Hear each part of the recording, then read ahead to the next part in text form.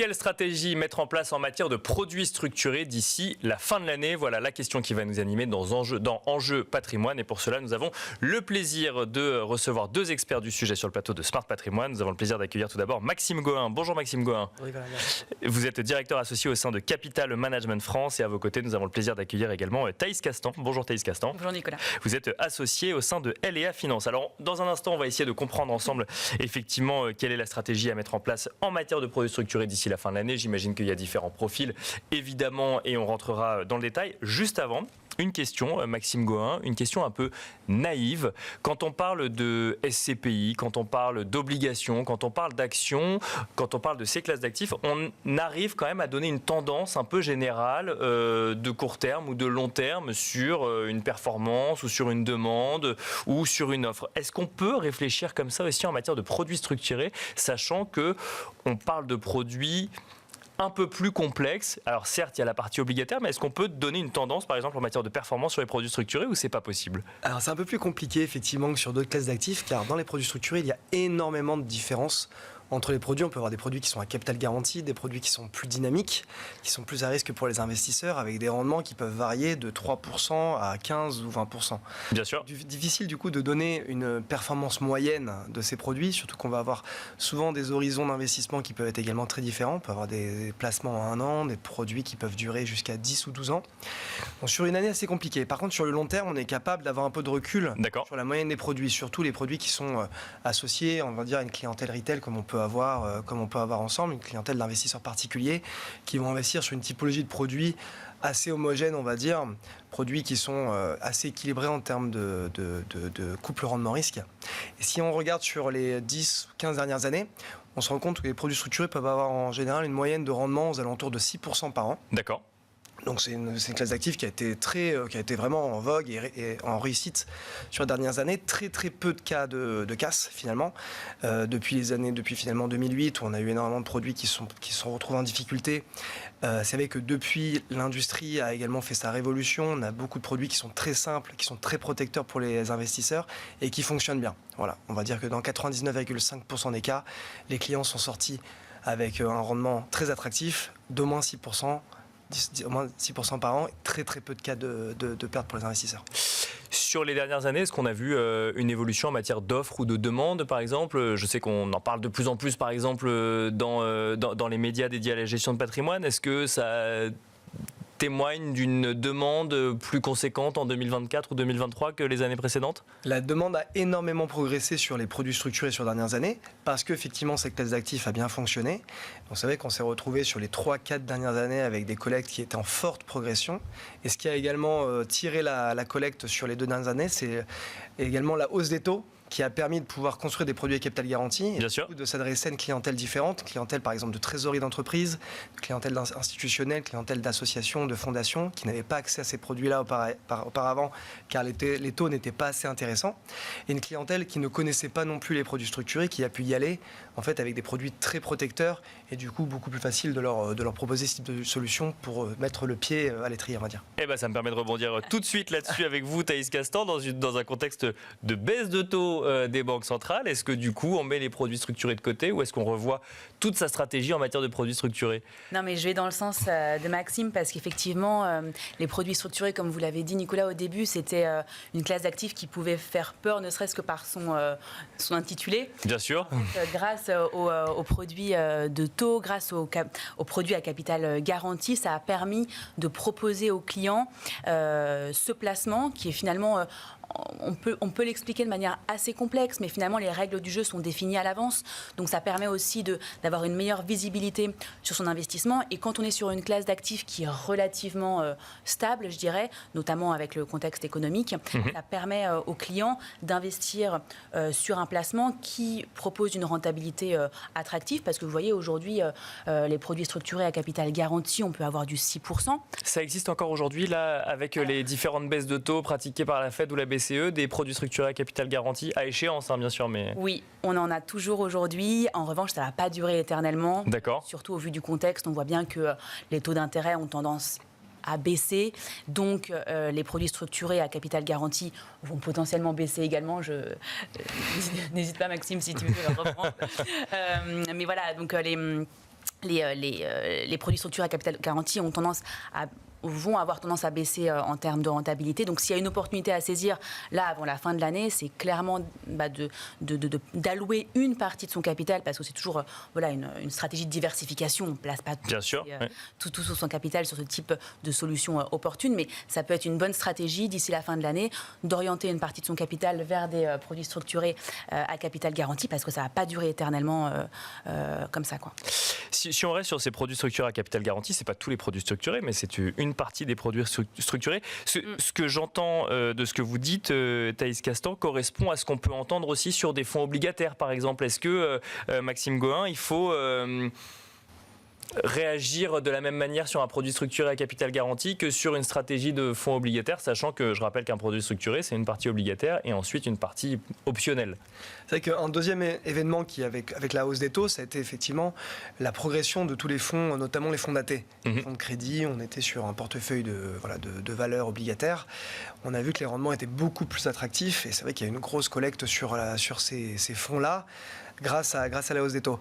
C'est la même chose pour les produits structurés. Les produits structurés à capital garanti permettaient d'avoir des rendements beaucoup plus attractifs avec la hausse des taux. Donc on a eu beaucoup de collectes sur cette typologie de produits. Ces rendements vont diminuer et ont déjà commencé à diminuer. On le voit déjà depuis 3-4 mois. Depuis l'été notamment, il y a une accélération de la baisse des taux et notamment des baisses des taux des banques centrales.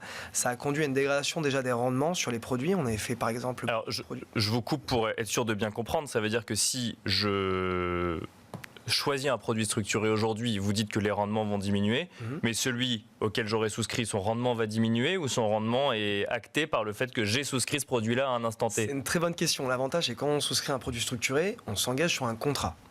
La banque va déterminer différentes conditions sur le produit qui vont être inscrites dans les conditions, dans la brochure, dans la documentation commerciale et juridique. Donc le rendement qui est fixé, la durée d'investissement, les conditions, les scénarios, tout va être fixé à l'avance. D'accord.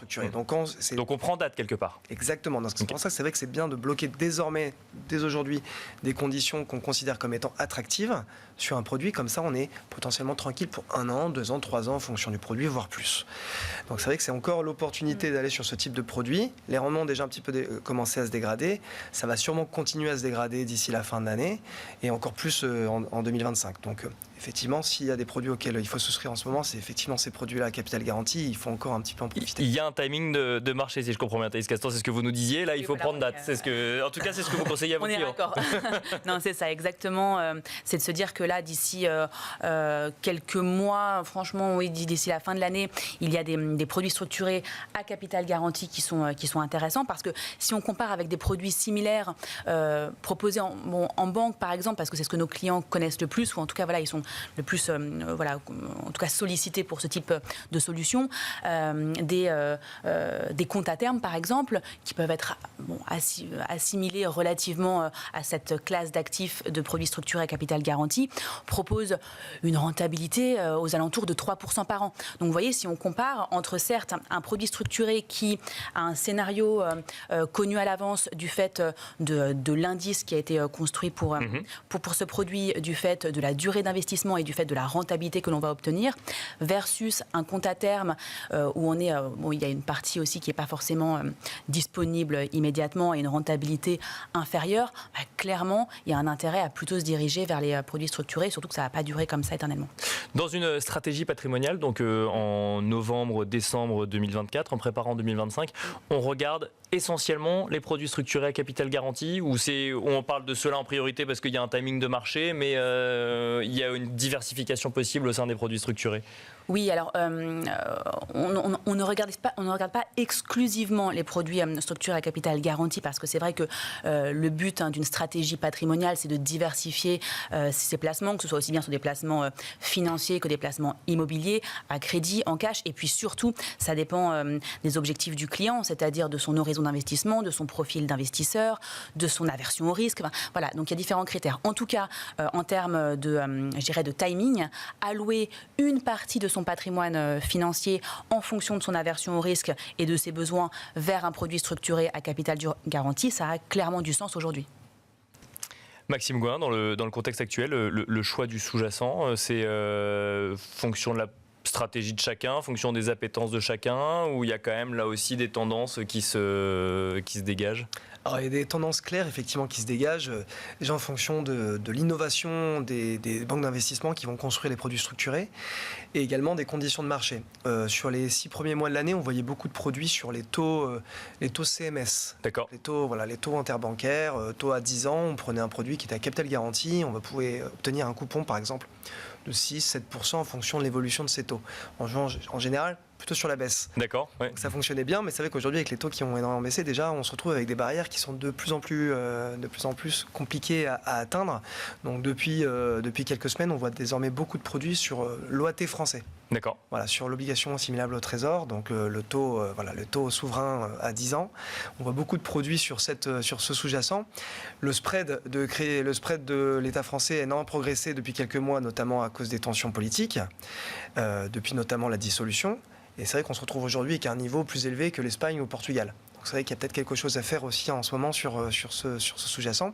Puis après, on va dire sur des produits qui sont plus dynamiques. On a vu beaucoup de produits sur l'automobile, avec des baisses notamment d'actions comme Stellantis, ou des produits sur les bancaires également qui ont pas mal souffert. Pas mal de produits également sur le luxe, avec les tensions notamment sur la Chine et la reprise qui a un petit peu de mal. En Chine, on se rend compte que voilà, le luxe, des valeurs comme LVMH, pas mal souffert depuis le début de l'année. Donc il faut de la volatilité quand même. Il faut de la volatilité. C'est vrai que la volatilité va permettre de pouvoir avoir des conditions de produits qui sont plus attractives, par exemple plus de coupons ou de meilleure protection. Parce que la volatilité va être une des matières premières en fait, finalement, qui va permettre de construire le produit structuré. Et ça va souvent permettre également d'avoir des points d'entrée qui sont plus attractifs. D'accord. Si on va dire que sur un produit structuré, le point d'entrée est moins déterminant que sur un investissement en action classique, parce que le coupon va être déterminé à l'avance, quelle que soit la performance du sous-jacent, c'est que le point d'entrée va être également quand même important pour savoir si on risque de gagner rapidement ou pas. Thaïs Castan, oui. Oui, je rebondis par rapport à ce que dit Maxime. Donc effectivement, il y a une orientation tactique sectorielle, mais aussi géographique, par exemple. Nous, c'est vrai que depuis plusieurs mois, le secteur géographique transatlantique est à le vent en poupe parce que en termes de risque versus rentabilité, c'est vrai que c'est plutôt attractif. Et puis aussi, en termes de communication face aux clients, ça rassure. D'accord. En fonction de la performance des marchés américains, finalement, ça rassure d'aller sur des produits structurés. C'est Europe et... D'accord. Ah oui, c'est des deux côtés, pardon. Effectivement, c'est pas juste de l'autre côté de l'Atlantique, c'est aussi côté européen. Et alors, je rebondis quand même sur ce que nous disait Maxime Goin, Thaïs Castan, pardon.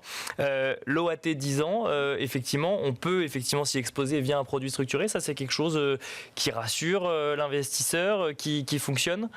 Oui, de manière générale, les fonds obligataires rassurent le client parce que quand on a des pays souverains, on va dire, ça a toujours une certaine garantie de se dire qu'on investit sur des obligations d'État. La seule chose, c'est que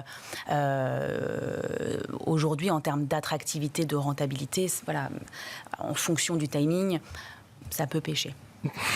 Et on se finira là-dessus. Merci beaucoup à tous les deux. Merci Thaïs Castan, associé chez LEA Finance. Merci Maxime Goin, directeur associé de Capital Management France. Donc merci à tous les deux. Merci. Et quant à nous, on se retrouve tout de suite dans l'œil de l'expert.